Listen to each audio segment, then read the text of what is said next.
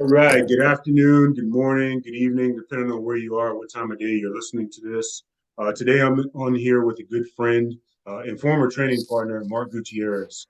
Mark is the owner of Elite Team in Monterey, California. The school is in Seaside, but they service the Monterey Peninsula and the surrounding area. Mark has over a decade of jiu-jitsu experience, earning his black belt under Tom Knox in Visalia, California. Visalia, California being the headquarters of the Elite Team affiliation. I asked him to come on today to talk about studying the art of jiu-jitsu and how studying the art and research can assist in building proficiency. I know there's more people out there, but I don't personally know anybody who studies and researches jiu-jitsu as much as he does. So again, that's why I asked him to come on today. So Mark, thanks for taking time out of your day, out of the busy schedule. I see you got like 6 classes a day stacked on the schedule. So thanks for taking time to come on the podcast, man. Yeah, heck yeah, man. I appreciate it. I always like doing podcasts like this and being able to talk to you is cool. It's been a while, and hopefully get some people interested in training through our conversation. And yeah, it's always a good time. Oh, for sure, for sure. So first and foremost, man, what brought you to the faith of training jujitsu? What made you start training? So I think I was like 18 and I first started training at a place. It was called the Samurai Dojo. And there's like Visalia and like a bunch of small towns around Visalia. So Elite Team Visalia wasn't quite a gym at that time yet. And so I started training at Samurai Dojo, and me and my buddy Mitch went out there to learn how to fight with swords initially. Oh So it was yeah, like, really? yeah, so like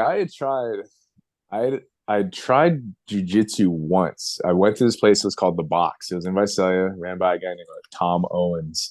And I remember like it was like a sweaty room. I got armbarred by a guy with his eyes like rolling him in the back of his head. And then after that, it didn't even read. It was almost like a crazy experience. Like I didn't even know what happened. Like I just went in there, did a weird warm up, got beat up, and left. And it was just like, all right, I didn't learn anything. Like it was just after that, I was like, all right, that was cool. Like I'm not gonna do. It was in high school too. I was like, I'm done. Like I don't have any plans of going back to this. I get out of high school. Me and my buddy Mitch go to Samurai Dojo to try to fight with swords, and we're doing. It was like a Kempo karate kind of base. Like this guy kind of like created his own style. And within the class, maybe first 2 classes, off to the right, it was a big space. They're doing MMA because they would do like MMA classes. You're hitting the bag, doing cardio, like burpees, pad work and stuff like that. And that seemed a little funner. So we jumped over to that and started training the MMA class, like pretty much from the start, getting ready to go try to get a fight. And that's kind of how it was. It was just like, all right, yeah, let's find you a fight, dude, and let's start training. It's just like, all right, that sounds like a good idea. Thinking back now, I was like, I'm glad I didn't take a fight. I took a fight, but during the training camp, I tore my pec. So like as I started training jujitsu, like we had an instructor, it's like a purple belt instructor who would train us, and I was so sporadic. I would go in sometimes. I wasn't really connected. Like it didn't bite me yet. It took me like maybe a year and a half for it to like actually get its teeth into me and be like, all right, I'm actually good at this. I need to put some more effort into it. So training jujitsu, tried to take the MMA fight against a wrestler, I would have got destroyed. I would have just, dude, God saved my life that day. Like when he told my Blessing pec, in he's like, disguise. hey, bro, this seems bad. You should see what you would have looked like after you fought this dude. You know what I mean? He's like, I'm saving your life. So I ended up taking some time off, maybe about a year and a half training over there at Samurai Dojo. Um, big shark in a small tank. I was athletic and like I would just be able to like beat guys. And then I started working at a grocery store where I met Tom, because Tom lived around the street. He would come into the grocery store and be like, hey, come train some jujitsu. He had opened his school. He was a brown belt at the time. So I went and tried it out. And coming from a gym where like I was like smoking everybody, and I went to Tom's gym and I just got demolished because he was training with Kleber at the time, and they're doing jiu-jitsu competitions, and there's like some world champions in there, like hard dudes. that actually like knew really good jiu-jitsu, you know what I mean? So that kind of that was kind of hard to deal with. It was like scary. Like you would go into practice with like butterflies and like see people's cars in the parking lot and be like, oh man, like that That guy's dude's here here. today. Like, dang it. But so like, although I did like maybe a year and a half at Samurai, it was very inconsistent. And when I jumped into Tom's gym, I transferred over. It was like, all right, let's get down. Let's start trying to get good at this. But yeah, what kind of got me into it's funny because I tell people it was like trying to fight with a sword is kind of what got me into learning how to do jujitsu. That's hilarious. I don't think Yeah, people would believe that if you tell them yeah, without telling the backstory. I don't think they would like believe that straight up. yeah. Because my buddy Mitch is like, dude, this place, the Samurai Dojo, they're teaching you how to like use weapons. I'm like, that sounds awesome. Like, let's go do that. But yeah, it kind of changed. It was a cool spot though. It was a nice guy that ran it, and they served the community well. But They're good for the community, just not yeah, exactly what you yeah, were looking yeah, not what I needed, but for. maybe it was what I needed at the time, but it shifted. It got me to where I wanted to be. That's fair. So over a decade of jiu-jitsu experience, when did you notice like a turning point in your jiu-jitsu game? Like, after I think we all go through it, the first couple of years getting smashed. Like, when do you realize like, hey, I'm pretty good at this and I'm excelling? Like initially, when I was at Samurai, I started studying Eddie Bravo's books. Oh, So okay. like I would take the classes, but I bought his Mastering the Rubber Guard and then Mastering the Twister. And me and my buddies would practice those and then like just rep it on each other. So like I had done a couple competitions. I think at Samurai I did one competition. I did Pan Ams. 2 months into jiu-jitsu, I did Pan Ams in the Oh yeah. heat. Yeah. Uh, First match, took the guy's back, rear naked choke, and I oh like yeah. did the big flex. It's like the first time I'd ever won anything. And the second match, cross choke from the guard. I got choked out from. I was on the top, and I had to tap out. I had no Oh idea what a man. cross choke was. Like it was No. just like I did not know what was going on. But yeah, the turning point I would say. So initially I was like, all right, I'm flexible, I'm strong, I'm fast. Like my athletic ability can like it's like the illusion of being good. Yeah. But when I got my blue belt like at Elite about 2 years into jiu-jitsu, I got my blue belt. Then I got an opportunity to start teaching classes, teach one class on Wednesday morning because my buddy Kane was fighting and he had to focus on fighting. So he stopped teaching the class. I took it over for Tom and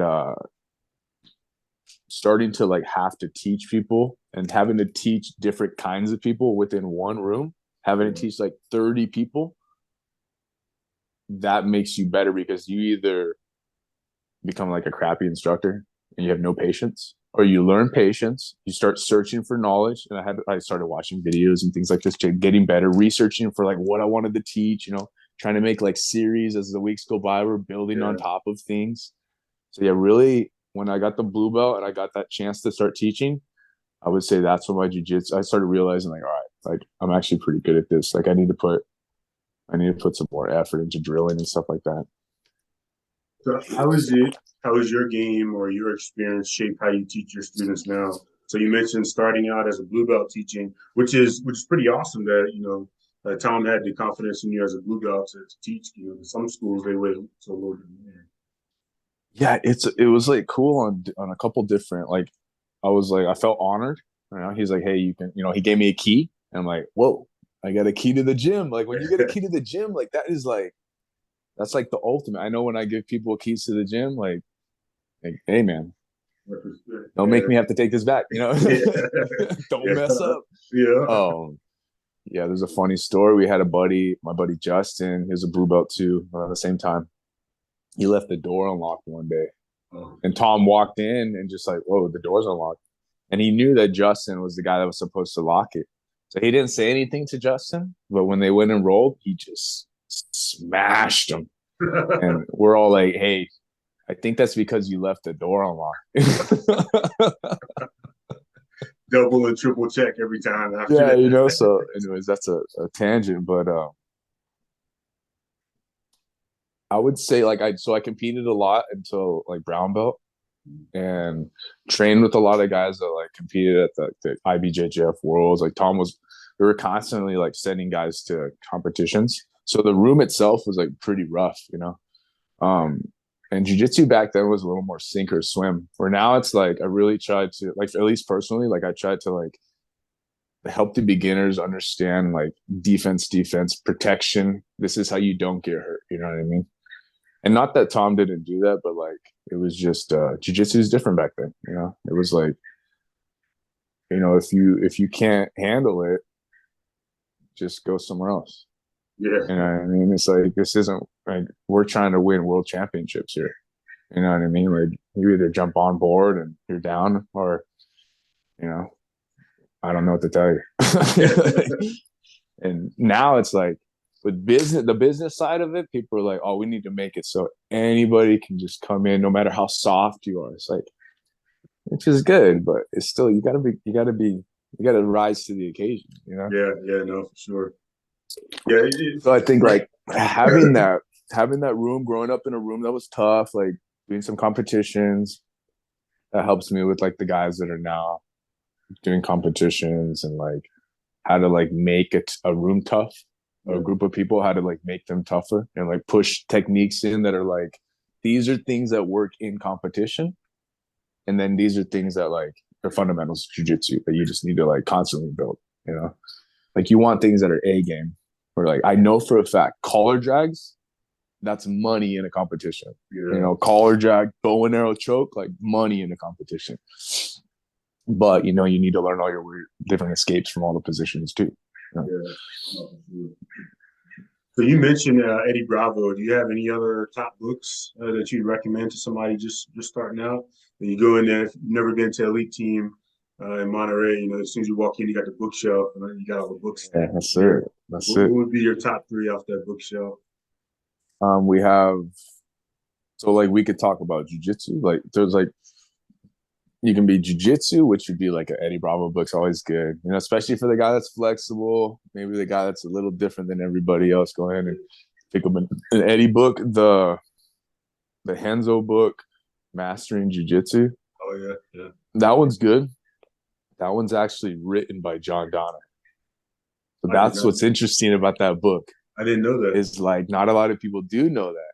And it's like you go through it and it goes through history, it goes through like stance, fighting style, like vale tudo, wall wrestling, striking, like, and then it has like submissions and things broken down, but just mostly with the words that are in it is like what makes it gold. Yeah. You know, so that one's good, I think, for like someone around like us, where we've been training a long time, we can like really digest information. You know what I mean? University of Jiu-Jitsu, I think it's the Ribeiro, the Ribeiro, the Ribeiro brothers. That one's good. That one's good. So like techniques, those are good ones right there. For the body, I would say like mobility one. Becoming a supple leopard, dude. Yeah, jiu-jitsu's rough. Jiu-jitsu can be rough. That's a good point. So I didn't even think about differentiating. So 3 for the jiu-jitsu practitioner, and then what would be your top 3 from like a business owner? I know you got those on there too. The business owner, man. What helped me a lot was a book by Grant Cardone called The 10X Rule. So the 10X rule is like setting your goals higher than you would have normally set them. Mm-hmm. So that, you know, if you set your goals low, you can hit them easy. If you set them really high, you might not hit that, but you're gonna go farther than you would have if you set your goals low.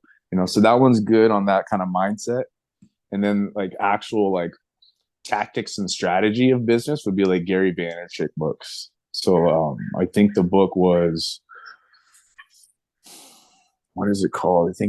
I forget what it is. It's Ask Gary V. Yeah, one of the books is called Ask Gary V, and that has little case studies on like how to run an Instagram ad, how to run a Facebook ad, YouTube, different situations and examples of like how these businesses used social media to spread their message. And I would say, yeah, so a Gary Vaynerchuk book, Ask Gary V, There's another one where he has a few books that are really good. Um, and it just comes down to like, how do you actually get people inside the door? You know, other than just, hey, we're open. What's up? You know, or post on Instagram. Like, how do you post on Instagram? There's like specific ways to do it. You know what I mean? What's the picture and the copy?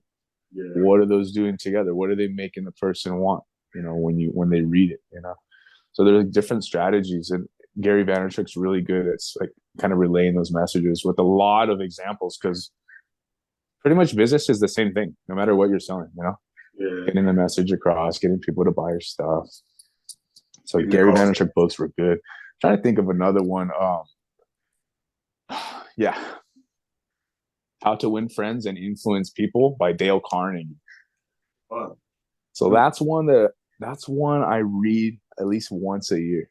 Oh yeah. Wow. Like I keep it in the car because it's the same thing. Examples of conversations that business people have had, and like the right thing to say and the wrong thing to say, and just learning how to deal with different kinds of people. Yeah. You know? Because you have to be able to, like, the same way I have to teach jiu-jitsu to 30 kinds of people, I have to be able to talk to 30 kinds of people. The market, yeah. To like, they walk into the gym and be like, what kind of a person is this? Is this the kind of a person where, hey, how are you doing today, sir? Or like, hey, what's up, bro?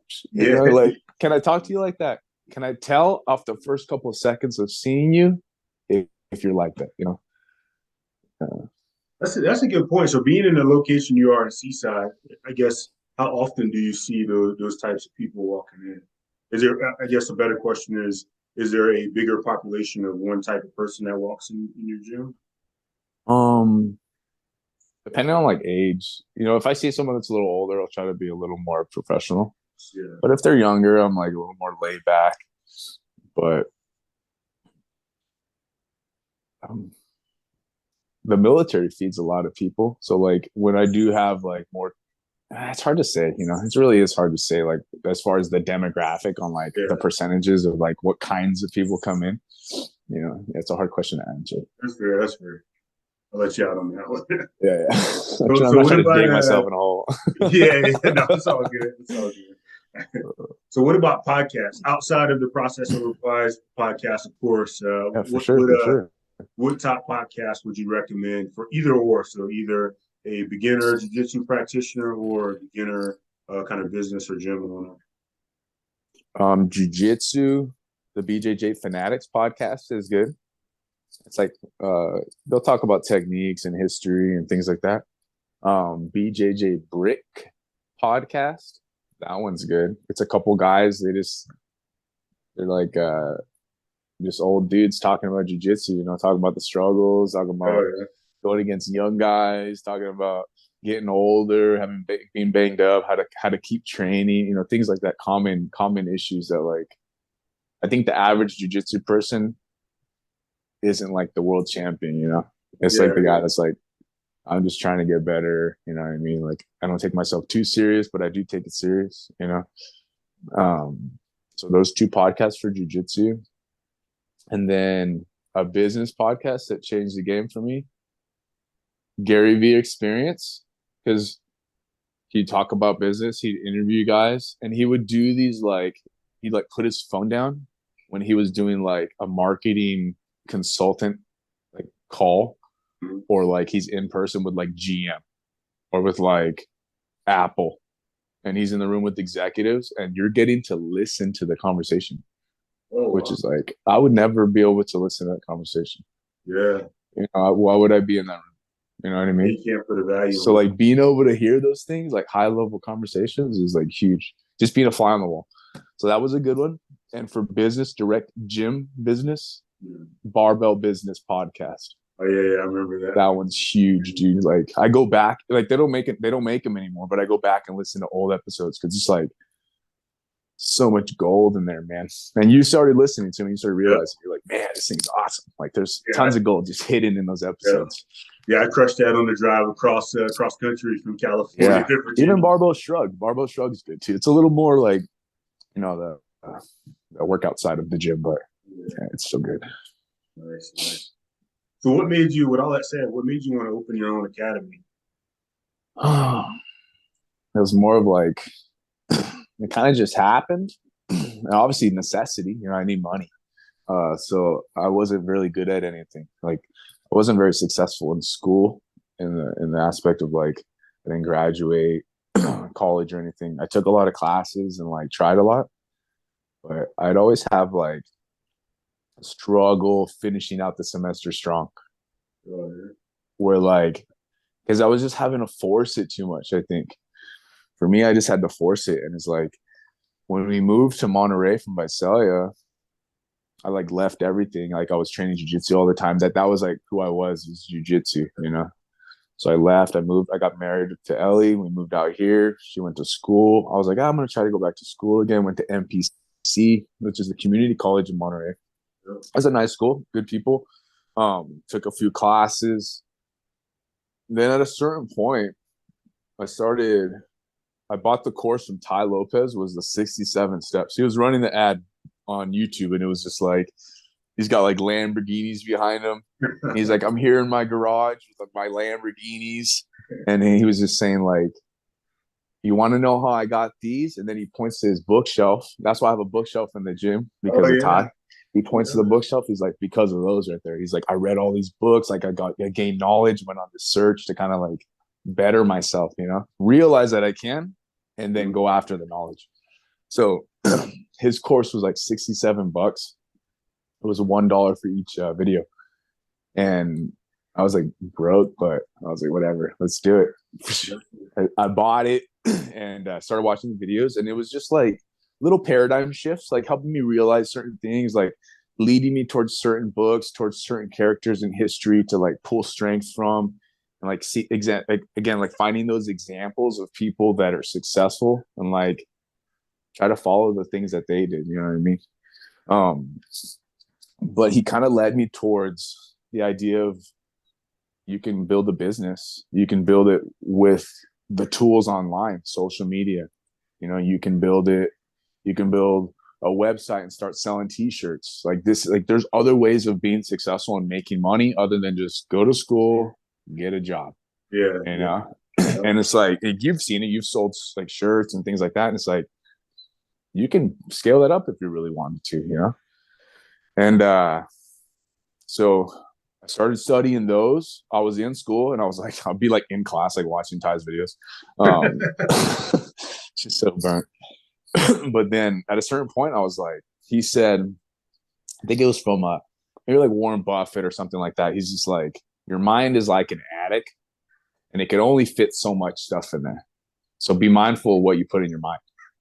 And I'm sitting here, nothing against sign language. I was sitting in sign language being like, what am I doing here? Like, why am I in sign language? Like, so I got out and I immediately went and like tried to find an empty spot. I was like, I'm going to figure it out. I'm going to open up a gym. I'm going to do whatever. And I ended up meeting a lady named Jolie Kabrinsky, and she had a little gym and it had mats on the ground. And I was like, oh, what's going on in here? So I walked inside, introduced myself, and she's like, it's just like a personal training space. They do like functional fitness where they're like, they don't have any shoes on and they're doing ground-based movements and stuff like that. So I let her know, hey, I do jiu-jitsu and like, maybe I can rent out some space from you and I can start the program. And that's exactly what happened. Is she's like, sure, jump on in. Like, so I've spent about 2 years there.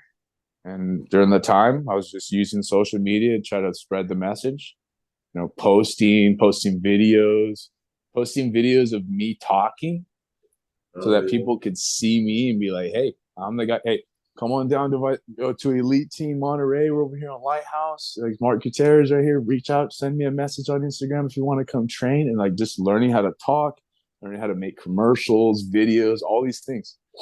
And So you were in downtown Monterey first before I you was on Lighthouse, yeah. Oh, okay.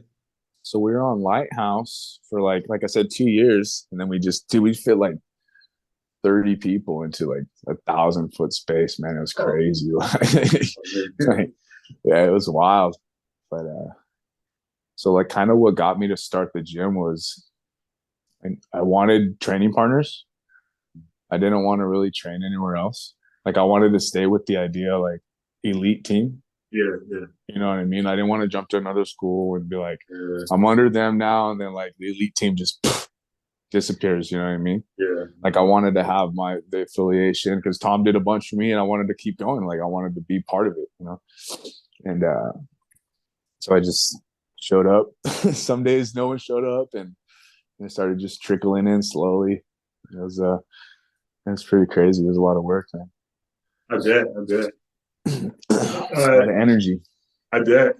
Let's talk about seminars. So going back to what you said about like staying within the affiliation, there are some like affiliations or schools who only bring like people from their affiliation in. But Oh you yeah. brought Jeff Glover. You've had a gambit of people come to Monterey. So do you go and pick just like, hey, this person is good at this. I want to bring this into my school, or how do you decide like who you bring in for seminars? So with Jeff has always been around. Like when I was in jujitsu, like white belt, blue belt, purple, because Jeff knows clever. Mm. Oh, And then okay.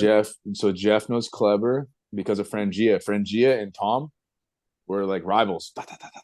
Like they'd Oh, always for real? train, they'd always go against each other in competition. It was I crazy. didn't know that. And so Jeff was like kind of always in the picture. Tom would bring him around. I started watching Jeff's videos. Like I think some of the reasons that I'm like dynamic in movement is because of like Jeff Glover's videos and like just watching his style and like seeing it back in the day on YouTube. He had like a show called like Glover's Travels where he'd go around to gyms and train with guys. So he was pretty influential like on my game, on the Darce game, on like deep half guard. Like Yeah. man, yeah, I definitely owe a lot to like that guy's progression in jiu-jitsu. And being able to bring him in the gym was kind of like bringing a legendary character in. You know what I mean? Like he's gonna get older and eventually, like who knows, he stops doing seminars or whatever. So like I brought him in and he did a good job the first time. He felt like he didn't, so he wanted to do another one. Oh, okay. So I was like, yeah, dude, let's have you come back. And then his manager was like, do you want Dean Lister? I'm just like, Absolutely. now that's a legend. Like Yeah.